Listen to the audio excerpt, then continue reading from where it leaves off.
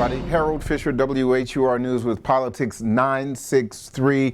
I'm here with Bob Ross. He's the president of the Prince George's County chapter of the NAACP. A lot of big doings yesterday, Bob, with the state NAACP making some demands of the University of Maryland. Obviously, all of this coming a little more than a week after the murder of Richard Collins III, the second lieutenant, just commissioned in the U.S. Army and Bowie State University graduate. What did you want from the University of Maryland? What do you want from the University of Maryland is we're echoing the students' demand.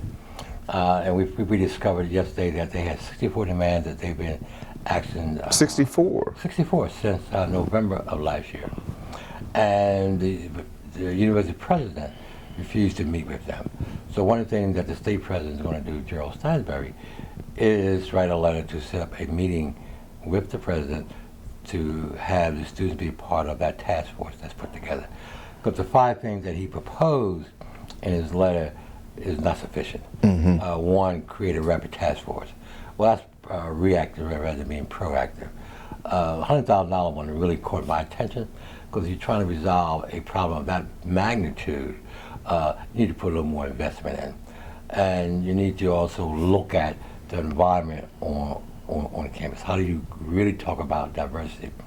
The part that's been overlooked is William Collins, the death of Second Lieutenant Collins. He was commissioned May 18th. And it's like they treat it like it's a everyday thing. And the university have to realize that they are part of Prince George's County, not the other way around. We're not a part of the University of Maryland, and they need to start addressing that demand and looking at the community totally.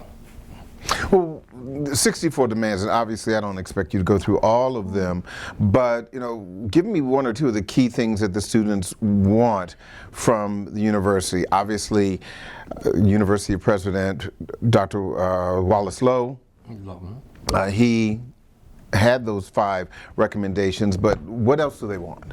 One of the things that they're asking for is, one, to be part of the task force to make the recommendation for the change that needs to take place on the campus. 2, they are looking to, if anyone that has a history of racial problems, then they should be, or belongs to a hate group, that they should be automatically expelled. There's a difference than having free speech, which is okay, but to be part of a hate group, then they should be immediately expelled.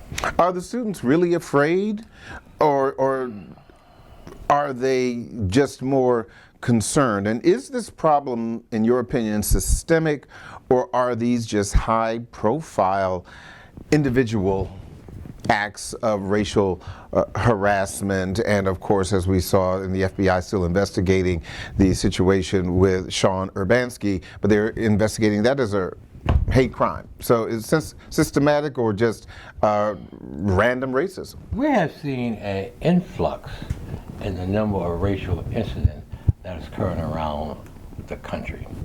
And it appears now that the weapon of choice, it looks like it's going to be a knife.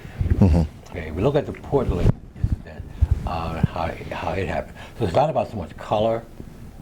Another thing, we're upset that our governor have not really stepped up and to address the issue in Maryland.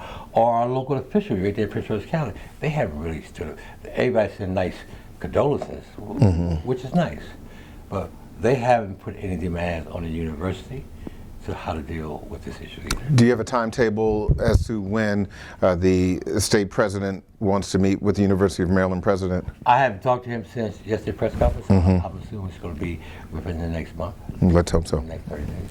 Okay. Bob Ross, Prince George's County, NAACP, thank you so much, and good luck with this project that you're working on with the University of Maryland, trying to get the students and audience with the president, so we'll see what happens. Thank you again.